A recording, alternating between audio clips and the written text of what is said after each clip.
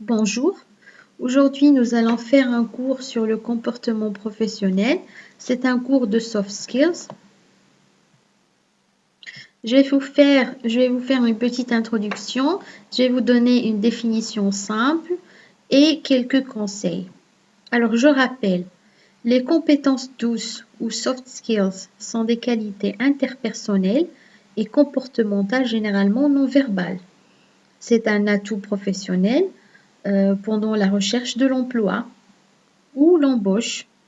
On sait qu'aujourd'hui, avoir de bonnes compétences techniques et des diplômes n'est plus suffisant pour intégrer une entreprise.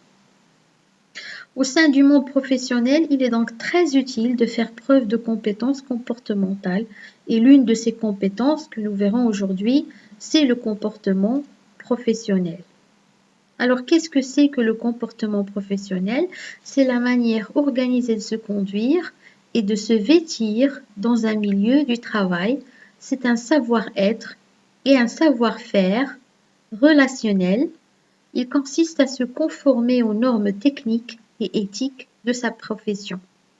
Donc, les mots difficiles, je les ai soulignés. Se conduire, c'est se comporter. Se vêtir, c'est s'habiller, le choix des vêtements, etc. Le savoir-être, ce sont les qualités personnelles comme la sincérité et la ponctualité. Le savoir-faire, il englobe les compétences professionnelles pratiques, comme par exemple réparer une voiture. L'éthique, c'est le comportement humain qui est moralement bien et juste. Alors on attend du futur technicien que vous serez ou futur technicien spécialisé, on attend de lui qu'il ajuste ses comportements en fonction des situations rencontrées ou du type d'interlocuteur. Un patron, ce n'est pas un collègue et un collègue n'est pas un ami. Voilà.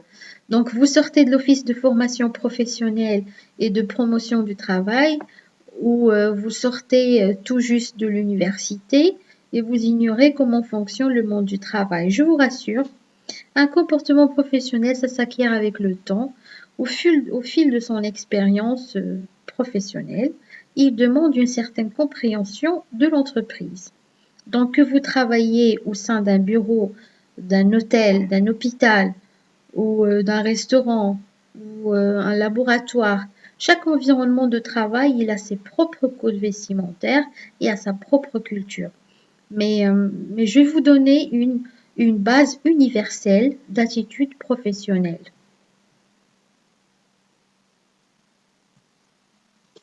Alors, premièrement, prenez votre temps, votre emploi du temps au sérieux. Arrivez chaque jour 5 minutes en avance.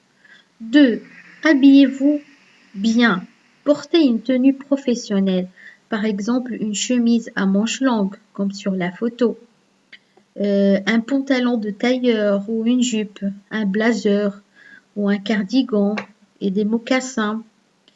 Gardez vos cheveux bien coiffés et hors de votre visage. Douchez-vous chaque jour. Prenez de douche. 4. Organisez votre bureau. Gardez-le propre. Utilisez un calendrier. 5. Répondez aux emails de votre patron et de vos supérieurs aussi rapidement que possible. 6. Ayez une bonne communication. Assurez-vous de bien comprendre votre interlocuteur avant de répondre. Faites de l'écoute active, c'est-à-dire soyez concentré sur les paroles de votre interlocuteur pour bien le comprendre. 7. Regardez vos interlocuteurs dans les yeux et tenez-vous droit. 8. N'utilisez pas d'argot lorsque vous parlez. L'argot, c'est le langage familier, le langage de la rue, entre copains. 9. N'assistez pas aux médisances et moqueries. Ne prenez pas part au ragot. Ça veut dire ne soyez pas présent avec les collègues qui parlent méchamment des autres. Ne dénigrez pas votre supérieur, ne dites pas du mal de lui à vos collègues de travail, même si vous en ressentez le besoin. Cela pourrait se retourner contre vous. 10. Et surtout, ne dévoilez pas votre vie personnelle. 11. Si vous assistez à une réunion, arrivez avec des notes.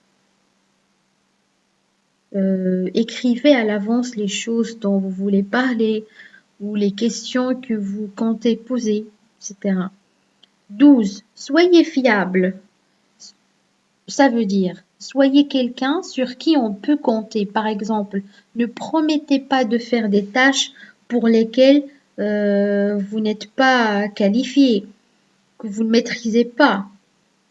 Si vous ne savez pas quelque chose, admettez-le. Admettez-le. Dites que vous ne savez pas et ne faites pas un mauvais travail. 13. Si vous commettez une erreur, présentez vos excuses. Ne rejetez pas vos fautes sur quelqu'un d'autre. Assumez votre responsabilité.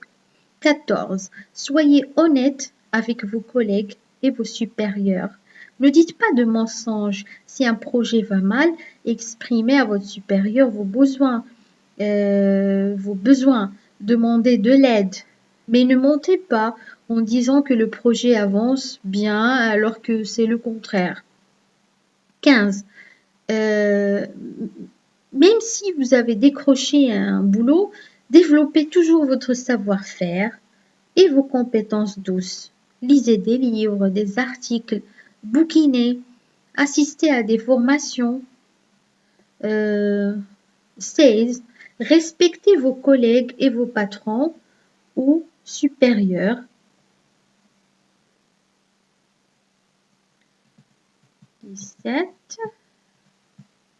17. Prenez du recul, c'est-à-dire que comme il y aura certainement des problèmes et difficultés, faites un pas en arrière, ne vous bagarrez pas, ne vous disputez pas, ne vous disputez avec personne, faites une pause, reposez-vous, on appelle ça prendre du recul. 18. Faites preuve d'initiative, ça veut dire quoi faire preuve d'initiative? C'est-à-dire mettez-vous en avant, soyez remarqué, prenez des décisions s'il le faut, soyez le premier à réaliser un travail que les autres n'osent pas faire, exposez-vous à des risques, testez de nouvelles choses. 19. Respectez la hiérarchie. Ça veut dire, sachez que le patron reste le patron. Ce n'est pas votre collègue avec qui vous discutez vos petits problèmes personnels.